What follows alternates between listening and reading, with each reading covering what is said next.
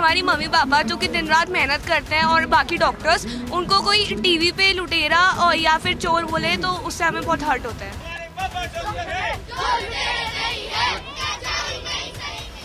Uncle एक बात बताऊं, हमारे मम्मी पापा है ना हमसे ज़्यादा चिंता अपने मरीजों की करते हैं और फिर भी उन्हें चोर लुटेरा बोलते हैं। राइट टू हेल्थ बिल के खिलाफ पहले निजी डॉक्टर ही सड़कों पर थे, लेकिन अब डॉक्टरों के परिवारों ने भी मोर्चा संभाल लिया है। डॉक्टरों के बच्चे भी बैनर लेकर निकले हैं। बच्चे कह रहे हैं कि मेरे मम्मी पापा डॉक्टर हैं, लुटेरे नहीं। और जब मिनिस्टर अंकल ऐसा कहते हैं तो उन्हें हर्ट होता है। डॉक्टर्स इतना हार्डवर्क करते हैं, इतना डेडिकेशन से काम करते हैं और लास्ट में एज अ रिजल्ट उनको लुटेरा और कसाई जैसे शब्दों के साथ एड्रेस किया जाता है। तो it is absolutely a pitiful situation for all of us. और फैमिली गैदरिंग्स होती है तो पापा के साथ हम लोग जाते हैं कभी कभी, तो सारे डॉक्टर्स को हमने बात करते सुना है चिरंजीवी योजना के बारे में। तो वो लोग ऐसे कहते हैं कि वो हॉस्पिटल्स के बिल्स को मैनेज नहीं कर पाते हैं और ऐसी चीज़ें। तो अगर बदलाव लाना है किसी को, मिनिस्टर अंकल को अगर बदलाव लाना है तो वो इस चिरंजीवी योजना में लाए, बजाय कि डॉक्टर्स को आप कसाई कह के एड्रेस करते हो। So that is my point of view. तो वहीं आरटीएच बिल के विरोध में कुछ डॉक्टर भूख हड़ताल कर रही हैं। एक तरफ सरकार अपनी जिद पर अड़ी है तो दूसरी तरफ डॉक्टर भी आरटीएच बिल को वापस कराने के लिए एड़ी चोटी का जोर लगा रहे हैं। कोटा के विज्ञान नगर फ्लाईओवर के नीचे पिछले 16 दिन से प्राइवेट डॉक्टरों का धरना जारी है। अब एक और डॉक्टर ने आमरण अनशन का ऐलान किया है। डॉक्टरों से बातचीत की है हमारे रिपोर्टर चेतन ने। आइए सुनते हैं डॉक्टरों ने क्या कुछ कहा। राइट टू हेल्थ बिल के विरोध में कोटा में लगातार 16 दिन से डॉक्टर धरने पर बैठे हैं। कई तरह से धरना भी दिया है, साइकिल रैली निकालकर, वाहन रैली निकालकर, और जो इनका कहना है कि डिग्रियां भी हम जला देंगे, इसी करके आप देख सकते हैं तो पूरे डॉक्टर ये कोटा के विज्ञान नगर जो पुलिया है इसके नीचे यहाँ धरने पर बैठे हैं। कल मुख्यमंत्री अशोक गहलोत कोटा रहे थे, प्रभारी जो रंधावा हैं प्रदेश प्रभारी कांग्रेस के, वो भी कोटा आए थे।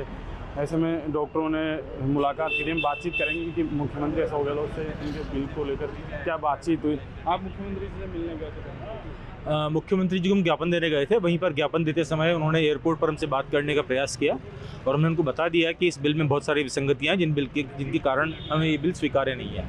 मुख्यमंत्री को हमने बताया कि इसके अंदर जो परिभाषाएं हैं इमरजेंसी की वो व्यापक हैं, खासतौर पर सारी डिलीवरीज में शामिल कर ली गई हैं जो हमें एक्सेप्टेबल नहीं है।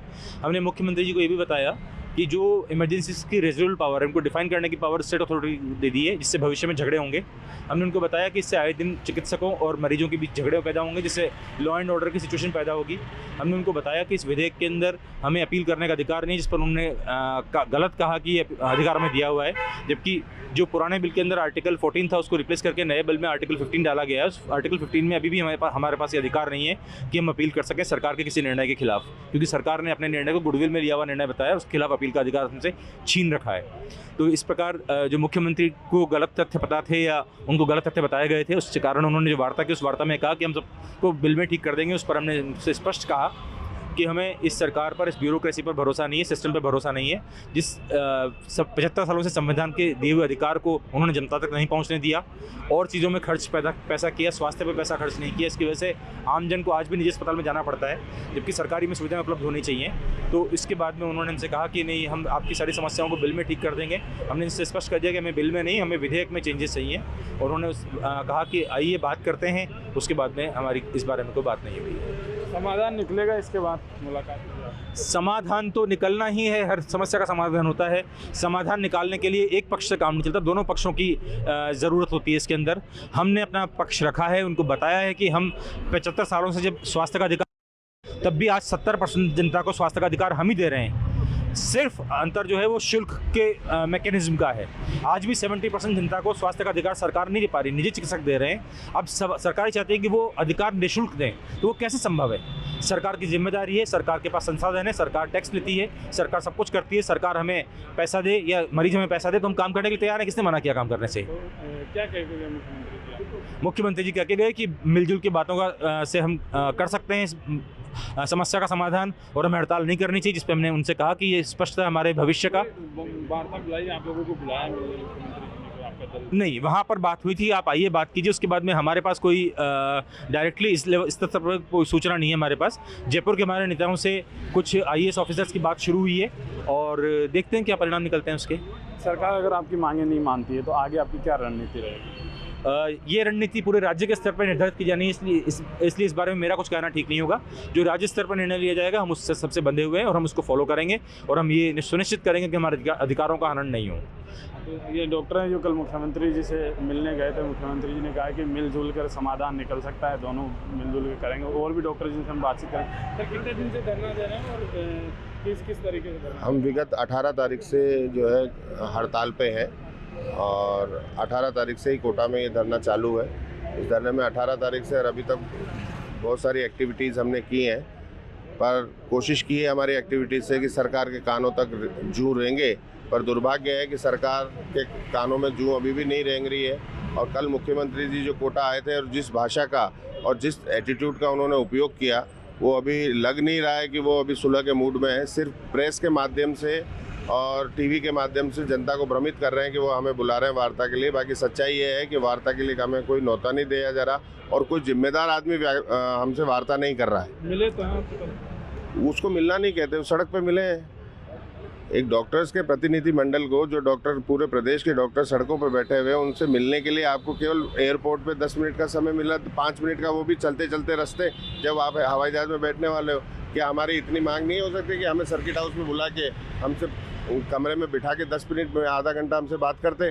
वो प्रदेश के मुखिया हैं, हमारे राजा हैं, हम उनकी प्रजा हैं।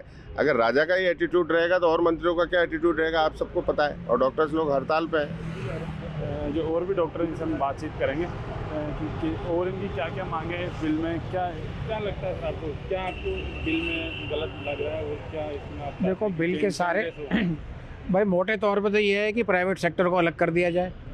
प्राइवेट सेक्टर में जो डॉक्टर अपने करोड़ों रुपए की प्राइम लोकेशन पे ज़मीन खरीदता है, उसको बनाता है, करोड़ों रुपए के इक्विपमेंट्स खरीदता है, सरकार उसमें कोई हेल्प नहीं करती, कोई सब्सिडी या कोई MSME लोन नहीं देती, हर तरह की सरकार तनख्वाह नहीं देती स्टाफ की या किसी की। जब वो सारी चीज़ें लोन लेकर अपने उस पर कर रहा है तो उसको, ये प्राइवेट सेक्टर है, डेमोक्रेसी प्राइवेट, उसके अंदर ये कोई साम्यवाद वो तो है नहीं। जब प्राइवेट सेक्टर है तो उसका अपने वो है, उसको क्यों आप रोक सकते हैं कि आप ज़बरदस्ती ये करें? कल को तो आप कह दें कि कल से ये खबर आती है राजस्थान में, राइट टू ईट, होटल के अंदर खाना मुफ्त मिलेगा, जो भूखा है वो होटल में जाके खाना खाए।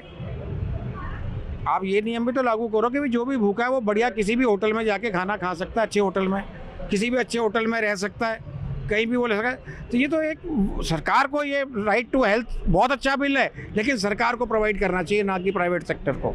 सरकार अगर आपसे बातचीत नहीं करती है, आपकी मांग नहीं मानती है, तो आगे क्या रणनीति रहेगी? अभी तक तो आंदोलन है, अभी तक तो आंदोलन चल रहा है और उम्मीद है कि सरकार मानेगी, कोई रास्ता निकलेगा, क्योंकि ये सबके हित में है, सरकार के हित में, डॉक्टर्स के हित में, पब्लिक के हित में, कि कोई रास्ता निकाला जाए इसमें।